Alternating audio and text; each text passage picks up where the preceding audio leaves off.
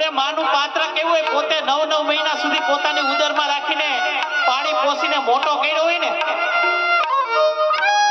ઈનો ઈ દીકરો માને એમ કે માં તને ન ખબર પડે, માં તું સાઈડમાં બેસી જા મારી માં.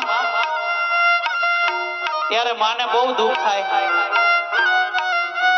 કે માં પાણા એટલા પીર કર્યા, તારી માનતાઓ રાખી,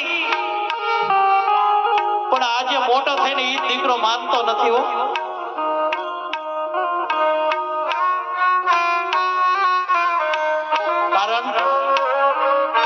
કારણ કે મા બાપે ક્યારે પણ ન ધાર્યું હોય ને એવું પોતાનું પેટ જ પોતાને નડે છે. બાપ,